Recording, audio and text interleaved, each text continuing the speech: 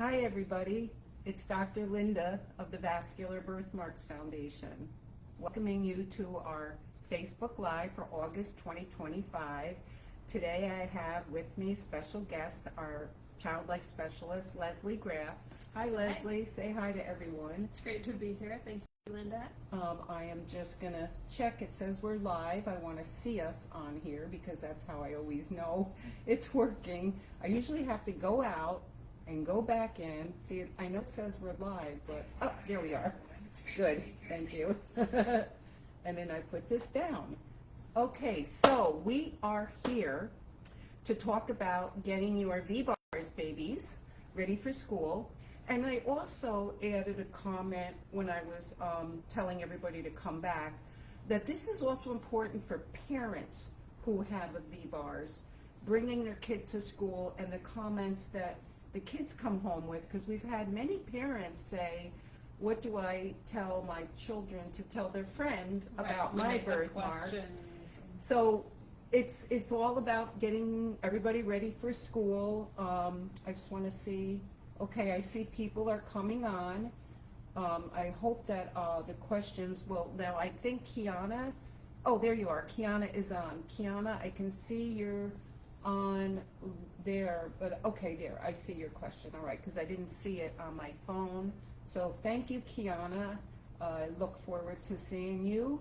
She's doing a great job, by the way, as our social media director, and we'll be seeing her pretty soon in October at the conference and clinic, and excited to hear your son maybe going into medicine. Yes, I mean, that's exciting, right? You are as well, and so it's just natural. Fun to see that, like, next generation, Well, really seeing the need and wanting to. But you're 50% art and then 50% the health sciences. That's it. And then you've got the 100% art in your one son. Yeah. And now you have this one. I don't know about the others, but your other son, like, what's he doing? North. He's doing mechanical engineering, but that's my husband. So Okay, he got a full one of those. There you go. So great. Thank you, Kiana, for letting us know we're live as we're waiting for people to jump on, and we're going to be talking about getting ready for school. There's the one question that I get, and we'll go back and repeat this as people come on because we always save the videos. So one of the questions that we get a lot, and remember everyone, just you can ask your question. Hi Jenny, ask your questions throughout the whole thing. If I don't answer, repeat it because sometimes they get lost once people start jumping on. So hi Jenny, Carter, Nolan, it's good to see you, Jenny. So what we're going to be talking about today is not just how to prepare your children for school, for kids they're going to see on the playground and their teachers, but also how to prepare the schools. Like, we've had people bring books to the schools that they can read. And then also we talked about adults with birthmarks who bring their kids to school and how to create that kind of a dialogue. So I'm excited. Yeah, and we can start out even with some sort of like basics on that, because I think those apply to everyone. As before different questions come in, that's sort of a good foundation, which is one, I think staying ahead of things, coming in proactively, just setting a groundwork, giving things like clear identification. I know having a child who had a birthmark, I would always, when the teacher sends home the form, anything I need to know about your child, I would write it on there. I would give an explanation, I would give the language, I would give, if you have any questions about this, like, contact me at any time, just, so I think one of the big things is getting ahead of it. So if that's meeting with school staff or just sending an email with some pictures or some other links and things that can be helpful to the principal, to the school guidance counselor, to the teacher for that grade, that they can then disseminate to anyone in the school community who might be having contact with your child. For example, teachers, maybe there's a music specialist, maybe there's a PE specialist. So everyone, especially adult figures, are aware and have sort of that just baseline knowledge and information. What is this? What can I expect from it? How does it impact them if it does in some way, right? Is it just something that's visible but not painful?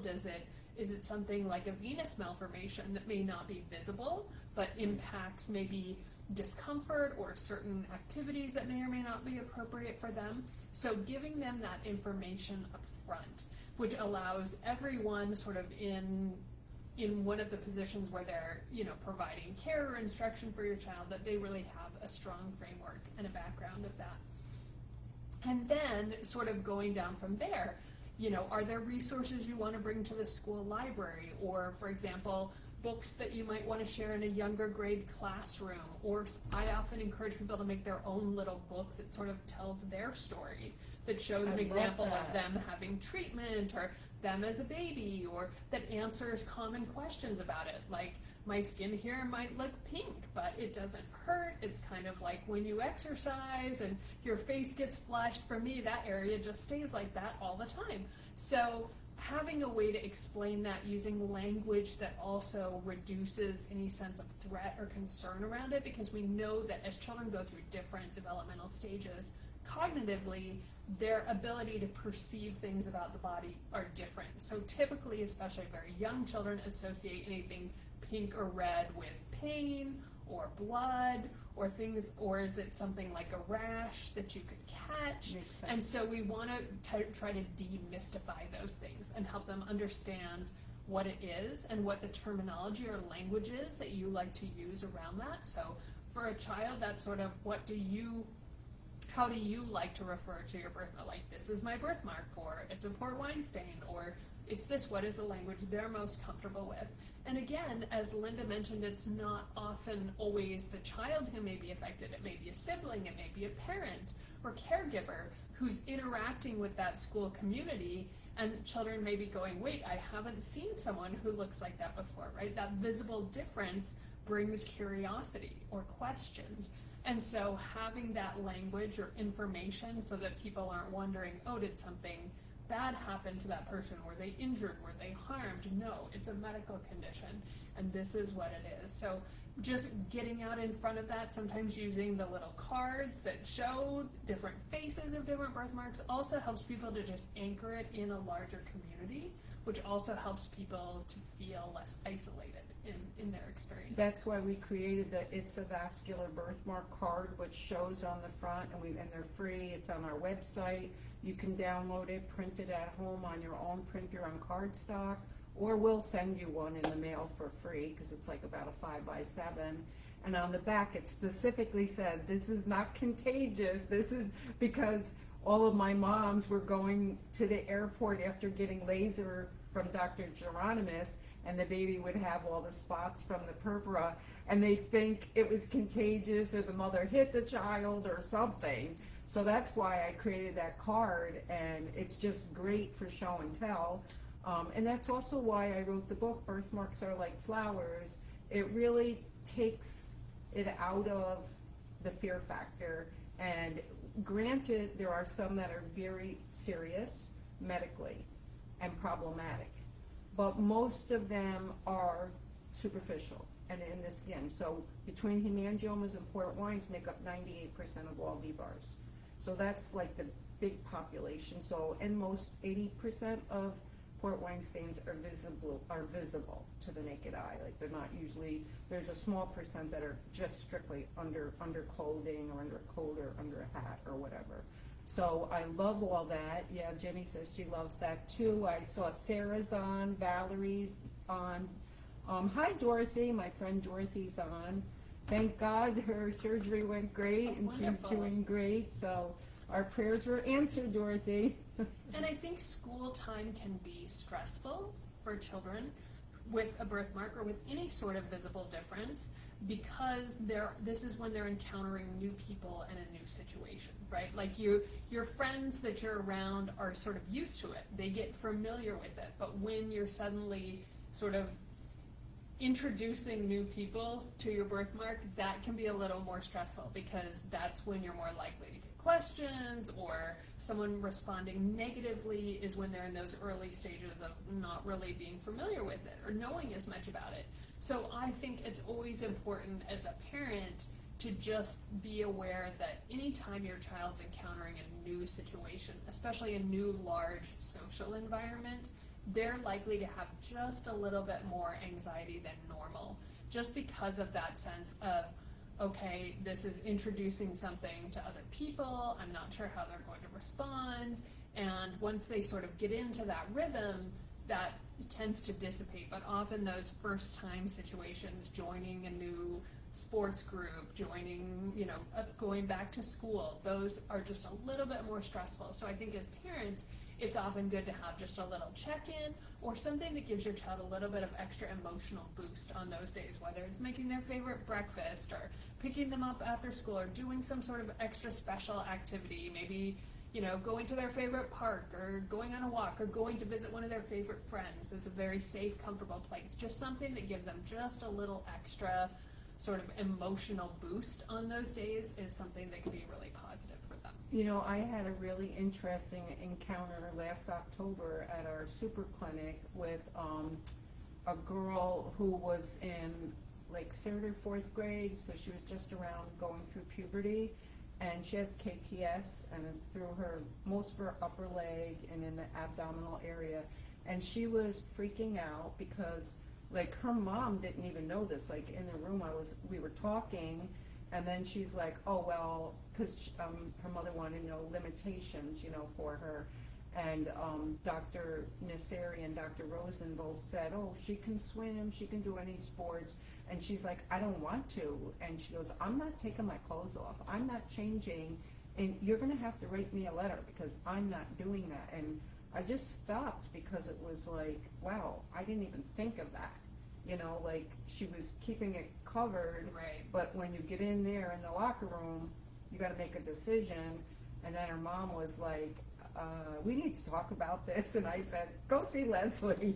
Right, and I think that those are things that we don't often think about, is that introduction to someone, or especially I would say for that later childhood, early adolescent stage, where there's much more sort of concern about body image, or again, the intimacy of having to be in a locker room or changing for PE classes or things like that, that just is a little more revealing, or maybe their birthmark is on a part of their body that is normally covered, and so people don't see it as much, or they are able to sort of cover it with clothing, but an activity like that sort of forces that reveal, so to speak, and that can be really uncomfortable. And so it's sort of, how do we address that? Maybe there's alterations that can be made that allow for more privacy if they'd like to go change in another place, or are there different gym clothes that they can have? Or, because I think that's sometimes the question is, do we want to totally opt out of these activities, that are good and healthy for our bodies? And that also, she said, because her mom said, oh, I'll get a note or something so you don't have to do it, maybe Dr. Rosen. And she goes, but then they're going to ask me why I'm not doing it. Right. So it's like, so there's sort of a catch-22. Yeah. And so sometimes there are good medical reasons why we shouldn't be participating. I know I couldn't go outside for months after having knee surgery as a child in elementary school, and I couldn't go to recess because it was important that I didn't have that type of contact. And I had great teachers who let me go and use their art supplies, and so it became a really healthy therapeutic outlet for me in a time that was normally restricted. So I would say that too, if your child has restrictions, which some students do in terms of certain activities that might be best or not best, try to help them find good alternates that can give them a sense of voice, choice, expression that to really help sort of counterbalance some of either that sense of isolation, that sense of concern or self-consciousness, any of those things that sort of arise out of that situation. So Jenny has a great question. We're starting a new school this week, and Bo, that's her son, is having big feelings and worried about people asking him about his skin. I waver between not wanting to feel super intense, crazy about talking to the teachers, and trying to be chill. This is really helpful to hear. Would love the card in the mail. So just message me, Jenny, and I'll get it. Or you can, anyone who wants the card, you write to Lauren, Lauren, at birthmark.org. That's Lauren, Lauren, at birthmark.org. And just tell her Dr. Linda said you could request the It's a vascular birthmark card to be sent to you for free in the mail, and she'll send that out And to I you. think that raises a really good point, is when a child is having those big feelings, so to speak, really validating those and the complexity of our emotions, right? It might be a little bit of normal anticipatory anxiety that comes for all of us on a first day of school, but it's also probably a little bit of, a little bit of residual trauma, or sometimes experiences in the past where people may have asked questions or responded negatively, so you come into it with just a little more wariness, but helping them really articulate those. I understand, it can be scary going into a new situation. Here's what we can do to be best prepared for that. Or if you find yourself overwhelmed in a situation, who's a safe person that you can connect with? If you need to take a breather for a few minutes, can you go to a guidance counselor? Can you leave a room? Can you, if a child feels they just need a few moments to sort of gather composure, if something catches them off guard. And is there a way for them to keep processing those experiences? So for example, maybe that first day, again, is extra tough. They come in, it's going to take a lot of courage, a lot of resilience, but at the end of that day, sort of processing that was great. That took courage. How did it go? Any way I can support you in that, or help to make that better. As far as the chill aspect of reaching out to teachers, that's where I think email, electronic communication is really good. It's you don't have to be all on it, but you're providing that information in a very here it is. If you want to learn more, please reach out if you have any questions, but it's not, and I think we also want to take the lead from our child in terms of how much they want that way out there, or Right. they want a little more space to have that be low key, because sometimes they're I don't want all that attention brought to me. I'd rather just manage it as situations arise in a more low key way. And so I think it is helpful to sort of run that balance, and especially the older children get, the more we really are involving them in that decision making. How would you like me to handle this? I think the best approach would just be to give the information to your teacher so that they have that, because one, that's important for just any sort of health record, medical reason, if something were to ever happen, that should always, I always tell my kids, you should have an accurate health history wherever you go, right? Because you never know. And just I remember my son, sometimes he'll be oh, we're so sorry, we think your son got hit in the face, we're not sure what happened, but it's red, and so something must have happened. And I was oh no, that's always there, that's a port wine stain. So yeah, our moms forget that you're the mother of a child with a port wine stain. Right. So we've lived that experience, and I think it's good to just be in there with them, but also allow them the space to have complicated emotions around it, right? We don't want to just always be having a birthmark is great all the time, because sometimes it's not. Sometimes it's uncomfortable. I love that Sometimes you just it's said painful. allow them to have complicated emotions around it. That is real. That is real, and it's going to help with their development, because we have a lot of adults in our community now that they had nothing as a child, and the scars are there. They talk about them. Dawn brings up a good point, and it's about reward, and this is a good question. These days we're definitely challenging, so I remember offering McDonald's as a reward. Let's treat ourselves, recognize what a good job he did. Right, and I love that. And I always, there's an approach that I talk about with rewards with doctors as well in hospital settings, because there's often a prize box. And I always tell people one of the best things you can do is not wait to the end to give the prize, but plan it from the beginning, because this is about coping. It's a strategy to help us look forward or feel something like that, instead of well, I made you do this painful thing and so now you get this. I'm giving you this for hurting you, or that kind of situation. And so I think especially planning that in advance, being yeah, we're going to go to McDonald's afterwards, and get that that just sets it up, and it gives them something to look forward to all through the day, right? Which is one of the things we want to do, provide an alternative focus whenever possible. When you have a stressful situation, it's one of the best non-pharmacological ways to cope, is to have something else positive that you're thinking about, and that you're directing energy to, instead of all that energy going into anxiety about the situation that you're in or that you're worrying about. So it's a great approach. I remember Jenny, because she came to one of our clinics with the boys, beautiful, precious. And Jenny got in it for a lot for that treatment, because her son is like a Lego king, and he wanted the Titanic. So she's bargaining. It's like priceless, right, Jenny? That was just so priceless. Legos are always a winner at my house too. I support that. Yeah, she said that's a great idea. And with She those loves it. complicated feelings, I think it's really important that our children see us as an ally with them in that experience, because I think there is often, I've seen, especially with a lot of patients as they get older, if they didn't feel like their primary caregivers sort of allowed that creates more complication in terms of, oh, they just always said it was so great and it made me so special, and so I wanted treatment, but I didn't feel like I could ask for treatment because that didn't feel like that was what they wanted, or they liked me how I was and I wasn't as happy and wanted to pursue treatment. Or similarly, if someone has a very negative view about the birthmark and it's not able, most people are not able to achieve total clearance or a totally typical appearance. And so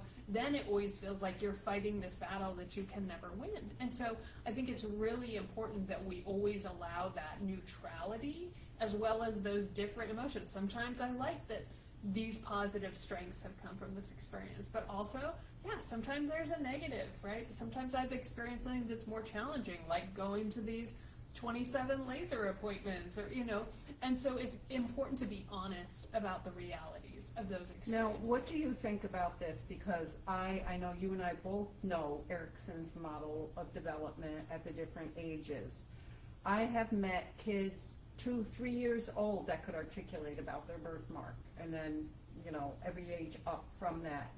And a lot of them come to the clinics because we put the message out there, and it's true. Lasering is to keep the skin healthy, but lasering wasn't around, and birthmarks have been around since humans have been around. And yes, they can be progressive and thicken, but what do you think, or at what age, does it become where it's a cooperative effort, where you would allow, kids will come in all the time and say, I don't want the laser, and the parents like, yeah, but we don't want you to get blebs. The blebs usually don't develop in adolescence. They come out later most of the time, and so they can always address it. But what are your thoughts on, the parent saying, sorry, this is for your health, and the child saying, I'm sorry, I don't want this anymore? Right. So I think a lot of it is, at what point would you involve them in making those other similar type decisions in their medical care? Right? When do they have a cognitive level of understanding that can see forward into the future, that can understand abstraction to a different degree, whereas a younger child is just responding to the pain experience, right?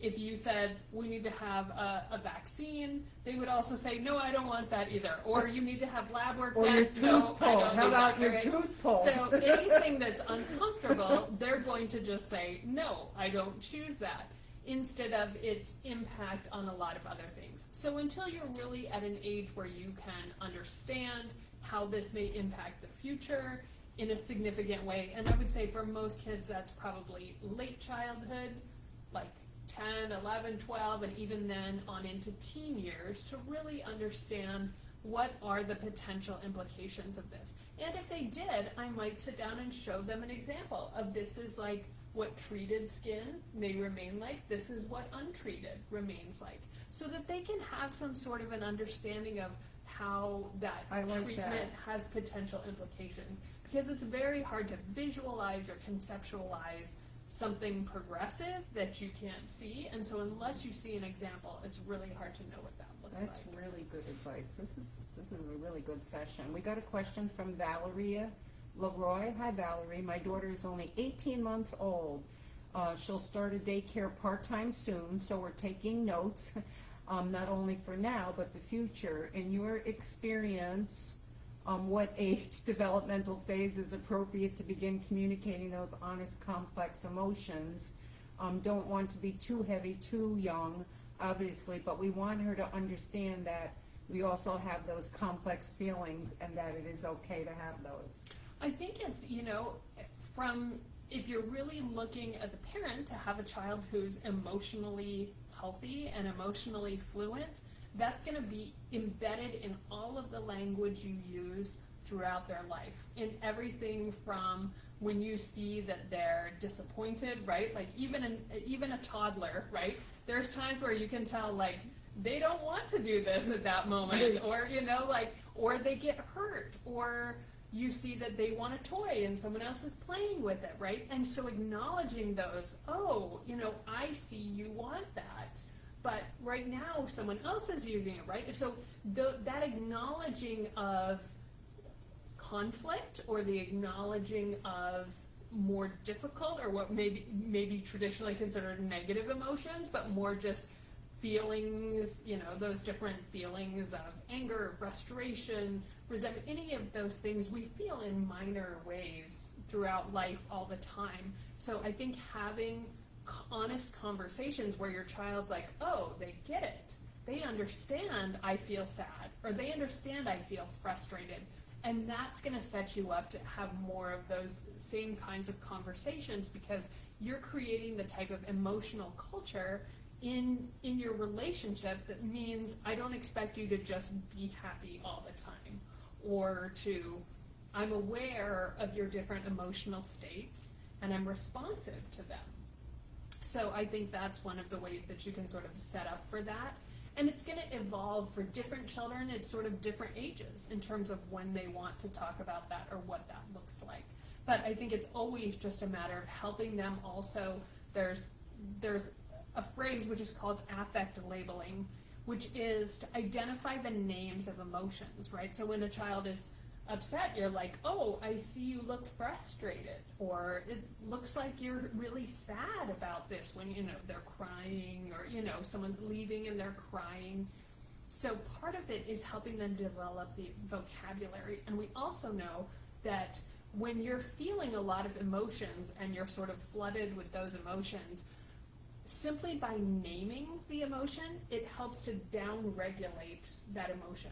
So we're talking about the amygdala and the prefrontal cortex. The minute you stop to name that, it activates the prefrontal cortex and down-regulates the amygdala. So it decreases the amount of negative emotion that you feel. So that's a really important skill to teach our children early on.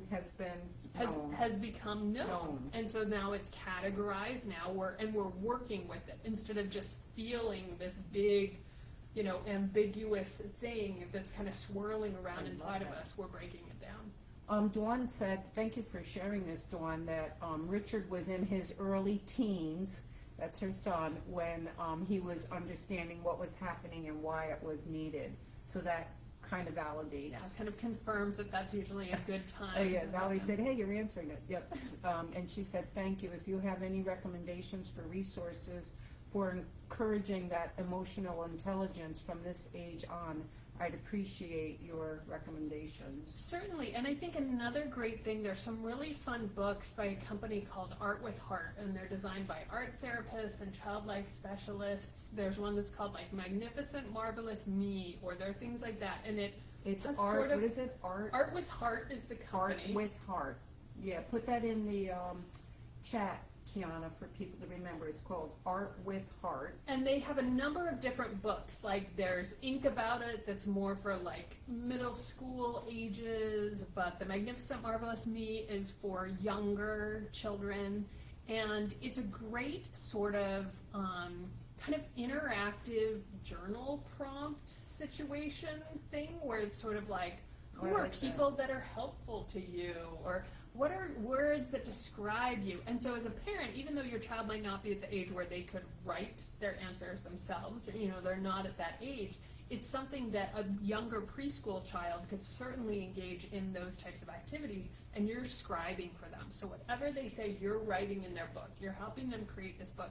So you're sitting and having this moment where the focus of it is learning about them, learning about what they're feeling, learning about their world. And so I think using things like that periodically that are more direct in terms of approaching their emotional world can be really helpful. And just sort of like, I know I always had like emotion charts where you have different faces and trying to really expand their vocabulary too. There's a difference between being shy versus being embarrassed or being self-conscious or being, right? And so really trying to be descriptive in the language, because, right, children learn language as they hear, you know, our vocabulary grows when we're exposed to lots of new words. So what we need to always be doing is creating an environment where they're like, oh, there's a difference between this and that, right? The nuances of those things. But I think some books like that, or just a lot of different therapeutic, expressive activities, you know, even if they're just drawing a picture, or they're playing with, you know, minifigures or dolls or whatever, and you're like, oh, how do they feel about that? You know, always asking questions like that helps children, often gives us a view into their world. And sometimes things that we wouldn't think about, like, oh, well, why are they feeling that way? Well, they're sad about this, or they're sad about, you know, they're mad about this, or what they play through in different ways. We use that a lot with children, but play is their form of expression. And so really interacting in play ways that help them to express emotions as well. Thank you, Kiana, for adding that link to Art with Heart. Also, on our website at birthmark.org, we have now a children's library. Of course, my book is the featured book now, Birthmarks Are Like Flowers, and it's really for 18 months old up until like maybe 9. You know, it's really, and it's really, it has in the back where they can draw a picture of themselves too, and write little notes about their birthmark, so kind of making it a little bit interactive. But go look at our children's library. Kiana can put the link in the chat for how to check out all the books. We've had children and adults review our books. As a matter of fact, Bo Nolan, Jenny's mom, Jenny is on, that's Bo's mom, is one of our children reviewers for the book. So we have the kids tell us not only what they thought of the book, but how did it make you feel about your birthmark, and how do you think it would make someone else feel about their birthmark? Because we want to make sure that it doesn't offend. Some of them have. You and I have talked about this, where, you know, you make the language that people use doesn't always relate to other people, and so you want to be sure that, you know, what you're presenting feels comfortable, right, in terms of the language, the presentation, how it's viewed, how it's talked about. Someone mentioned a doll with a birthmark, which reminds me, like, one thing we do in Child Life really often in the hospital is there are blank cloth dolls. So we would have these in the hospital all the time that we're able to create to look like a child, or to mirror the experience that they're having in the hospital. So for example, when I had a patient with bladder exstrophy that was in traction, right, we put stints, sewed little stints into the doll. So for the child, it represented the experience that they had. And so you can easily buy one of those blank cloth dolls, create the birthmark in the same place as your child, right? Create an experience where they're able to, and again, general medical play is incredibly helpful for children. Just having a play doctor's kit or some other things that you can use to sort of simulate what they might encounter if they're having a laser treatment, right?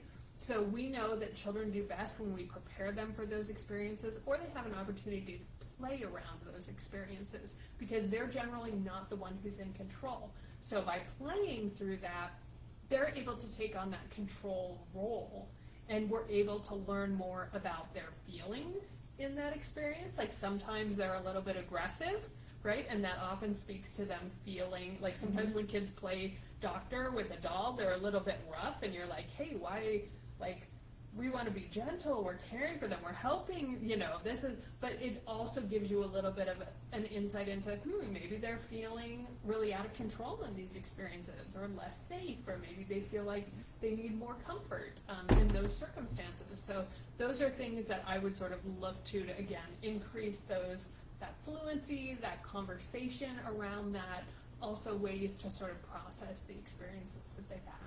Awesome. By the way, Kiki's Shop is the company that makes the birthmark dolls. We now have a partnership with them. Kiana, if you could put the link for ordering a doll, and they customize it. But the most important thing is when I met the husband and wife team that started the business, their daughter had a heart defect, and they wanted a doll that they could make relatable. So they took like a rag doll and put like a heart, and then they went back to the hospital, and all these other parents were like, oh, we want one. So then they did it for missing limbs and all kinds of things. They started working with Boston Children's Hospital on creating these. So now they have a category called the VBF Birthmark doll. I love it. And they make a male and a female. Oh, thank you so much. Is this one yours? Okay, yeah, they make male and female.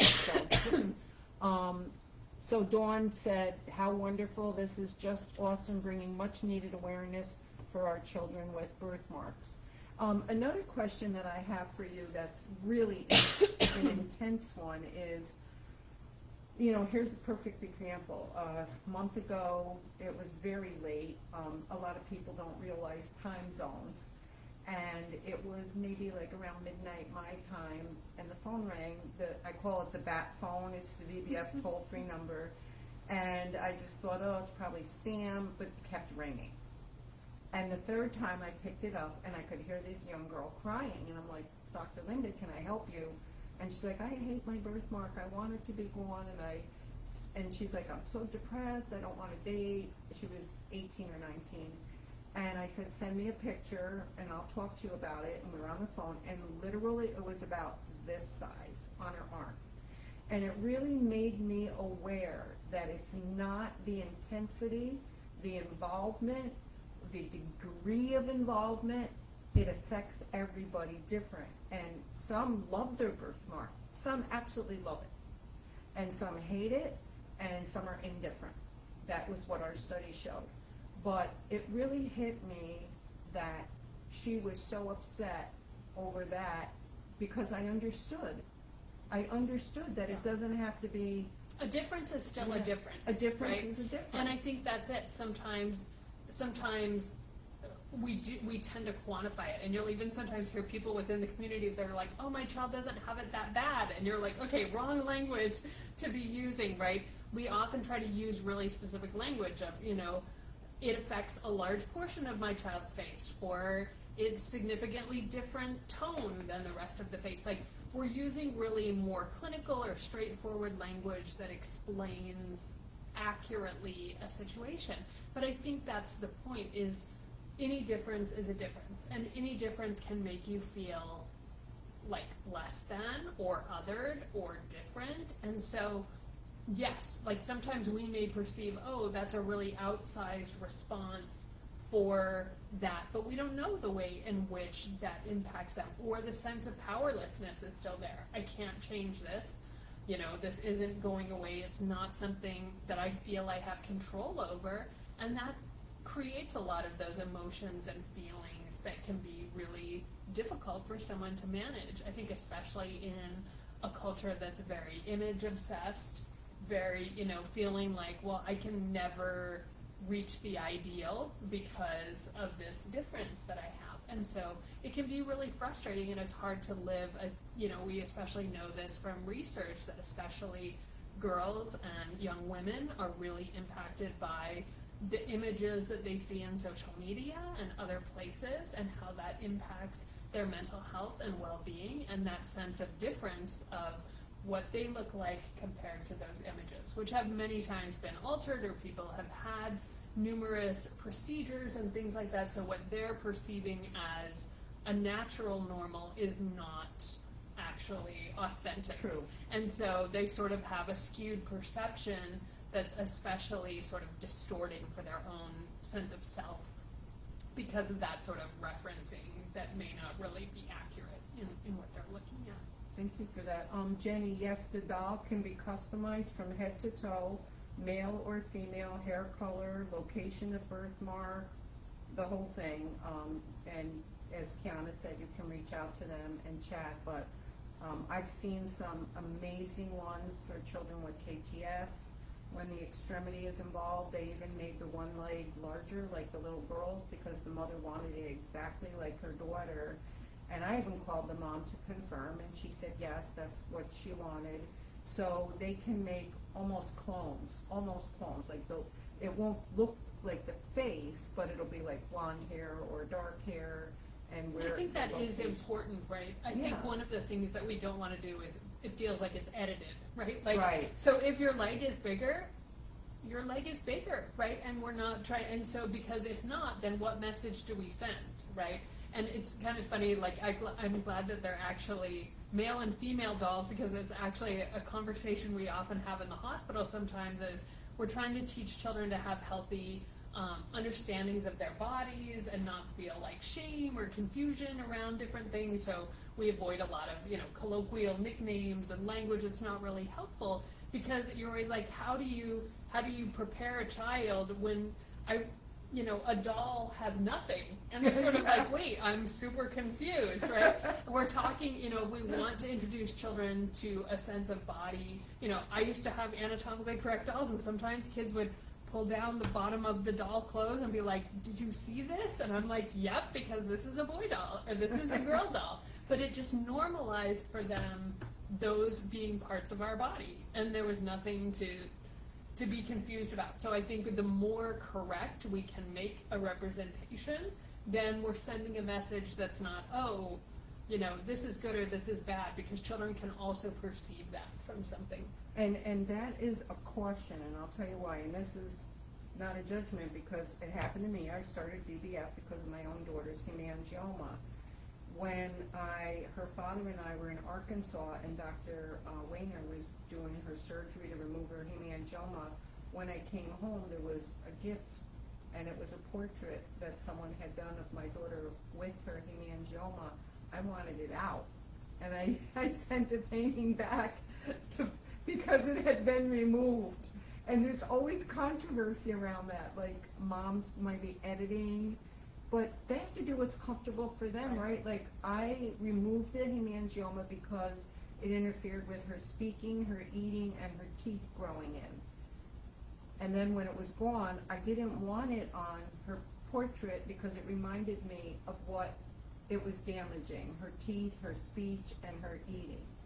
And I would recommend, so for example, like, a lot of parents feel concerned about sharing pictures maybe of their newborn or something, especially if they have like a rapidly growing and proliferating hemangioma. They're sort of like trying to prop their children in different ways, or turn their head sideways so it's not as prominent, or sometimes like, yep, a little Photoshop and we can make that look very different.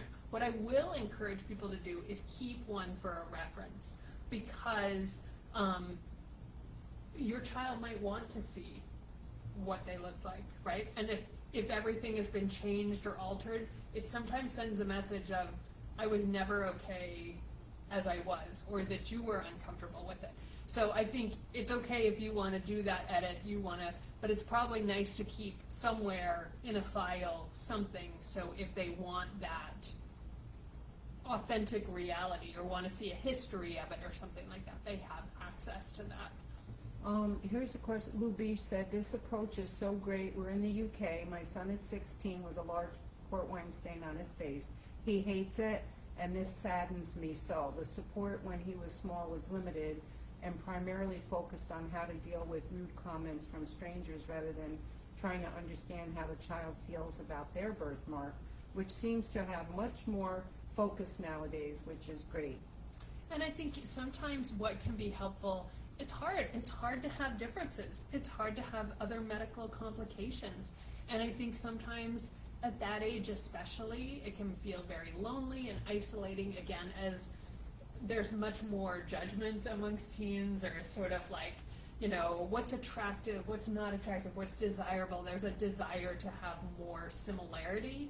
We see that like strong drive towards like being like the group, not wanting to be different, right? And in the very end of adolescence, we start to see people feel more confident being who they are, accepting other people as they are, sort of a live and let live, a much more generous sort of approach to the world.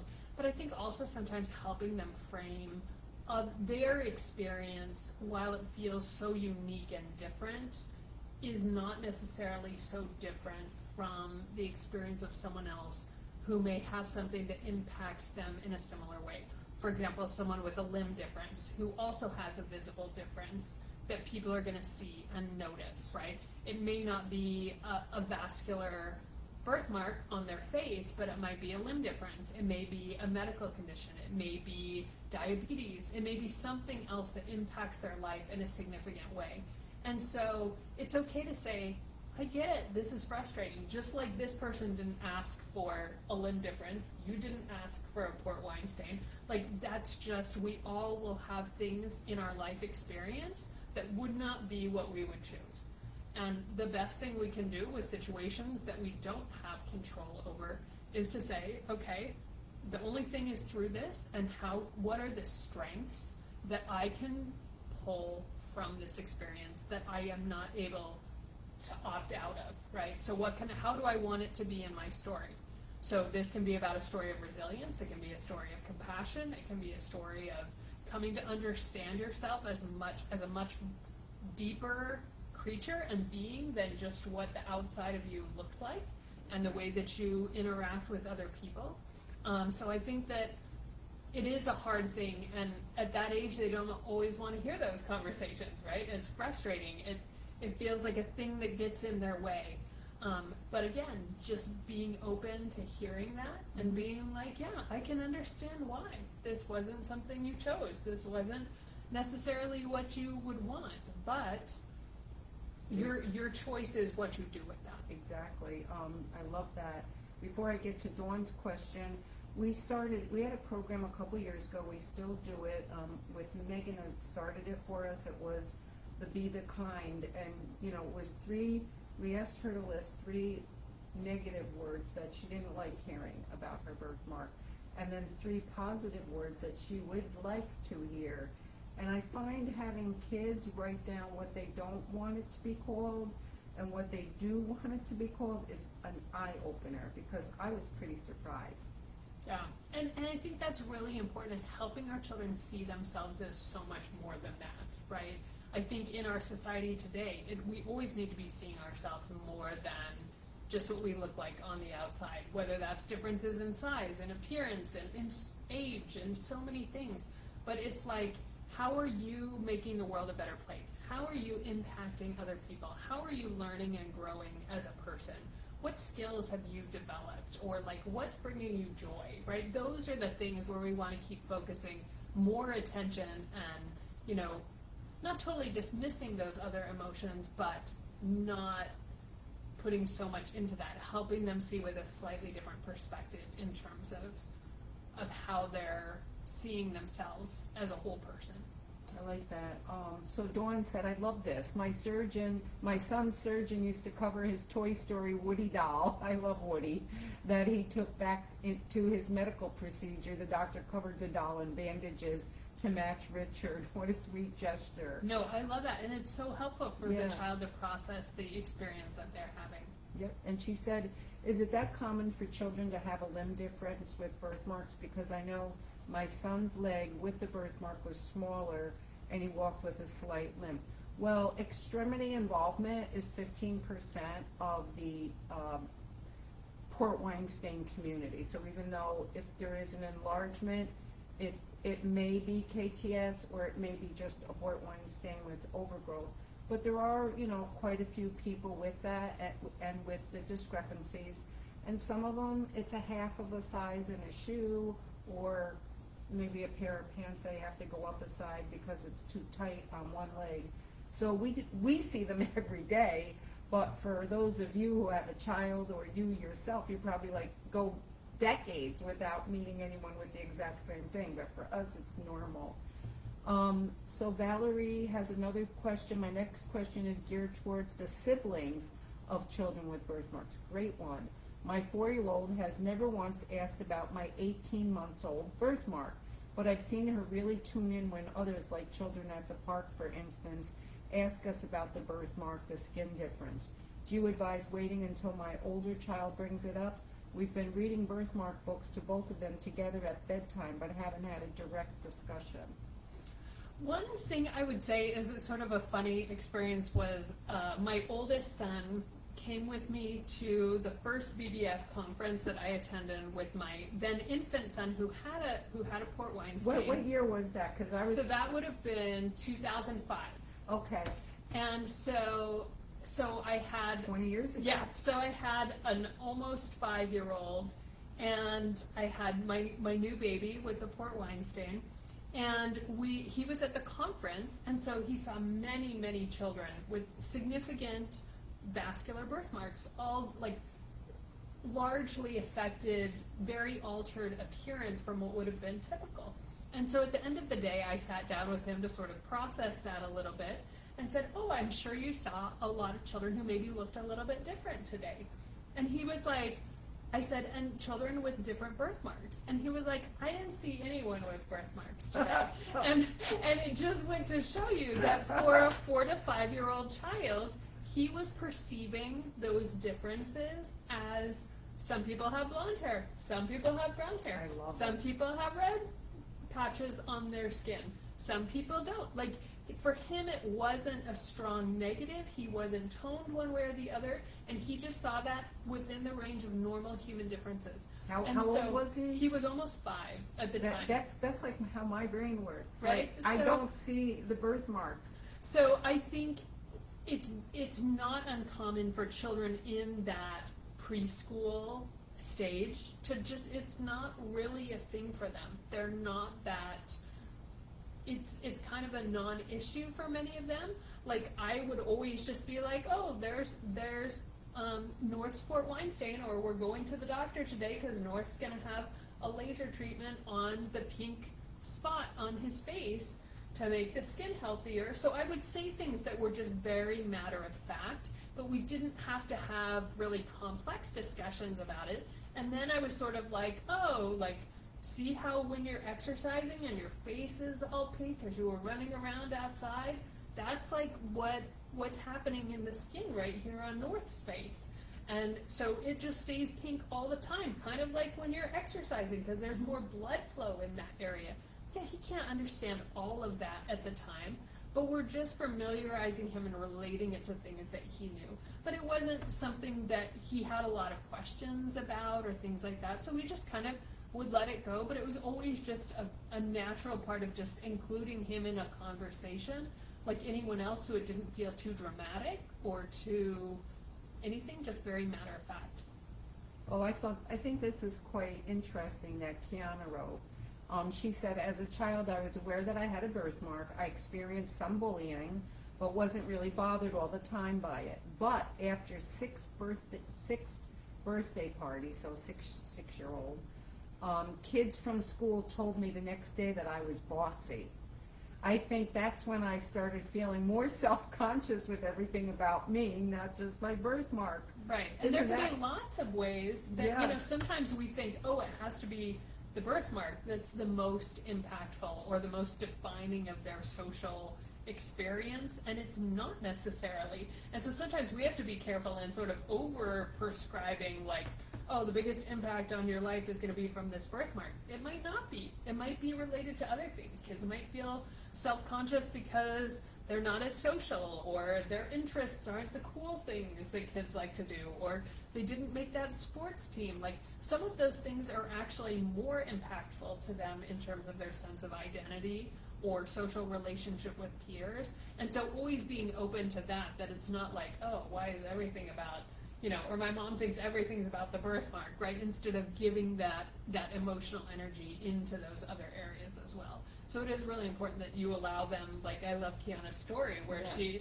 says, hey, that was not the biggest factor in my life. And I think as parents too, one caution I always have for parents early in the journey, and I would say, you know, even as a parent of a younger child, you're early in that journey, is we're always looking ahead, right? It's, as parents, it's like this innate instinctive need to protect our children, to prepare them for the future, to ensure their survival, right?